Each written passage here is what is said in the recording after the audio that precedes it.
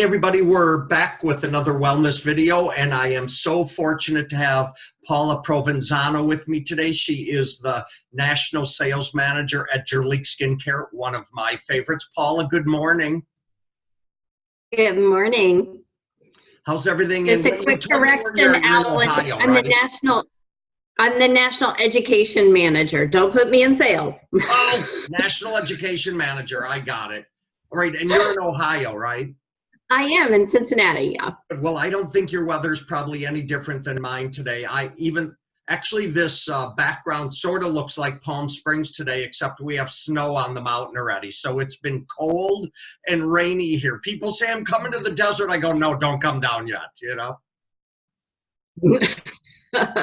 Yeah, it's kind of gloomy here. Now, what are we going to do?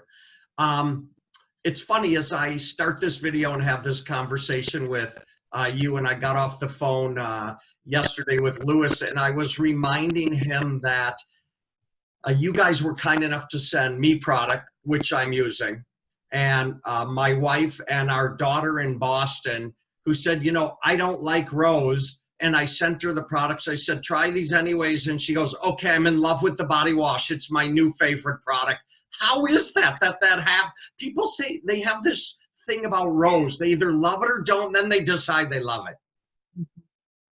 Well, there's two things I want to say about that. One is that most people know rose in its less than natural form. You know, they've smelled something that was called rose and it wasn't really a true rose extract, so they don't know what a real rose smells like. And that's what you get with Jurlique. Everyone says, oh my gosh, that smells like a real rose. And guess what? I love it. Another thing is rose just naturally has a very positive, calming effect on people. It makes you feel good. And we actually experienced that when we shot our video. One of the cameramen, who was not a skincare products guy at all, came up and said, does this stuff make you feel good? Because I feel great. So I hear that all the time. But one other thing I'm going to add is that rose and rose water used to be something that maybe like the turn of the century, the first couple of decades in the 1900s. Do you hear my cat screaming in the background? She needs some rose. So I think the generation of grandmas who used rose water is also starting to fade. And so this whole new generation doesn't really associate rose with their grandmothers, because we've heard that as well. But I can't tell you how many times people say, rose, don't love it. And then they smell ours and they're sold. Good, and I can tell you, your packaging doesn't look like anything my grandmother used to use either. So let's skip through all that and talk about, I'm glad we're having this conversation about getting into the holidays, because we want to talk a little bit about cupping, right? Mm-hmm. Yeah, so one of the things that we thought we would add to our Hydrating Rose Facial to kind of spice things up and make it interesting and also really relevant is a cupping technique. Now, we were seeing all kinds of videos from bloggers and beauty specialists about using cups, and they really kind of range from the sublime to the truly ridiculous. But at the core of that, there is a really legitimate cupping technique to be learned. Now, a lot of people associate cupping with what they saw on the Olympic athletes with the bruising and all of that. And yes, that can occur when you do body cupping. There is some similarity in that you are creating a little bit of a suction, you're using a similar device, but that's kind of where the similarities end. Facial cupping is much, much gentler. And you don't use the kind of fire cups or the heat that's associated with a body technique. So what you get with facial cupping is simply an increased circulation and a plumping in the skin, which produces a really gentle and beautiful effect. Well, Paula, you said a couple things.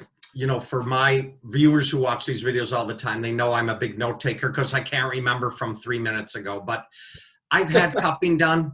people say, what happened to you? I recognize facial cupping is not the same thing, so there shouldn't be any fear along the way. But for me, the biggest thing is that increased circulation. And especially, I mean, I don't think I'm old, but as you get older, we're not circulating the same way we used to. And you kind of need a tool on occasion to help you, right? Yeah, you do. And especially if your skin is compromised from any other things like smoking, for example. We know that smoking just absolutely robs the skin of oxygenation.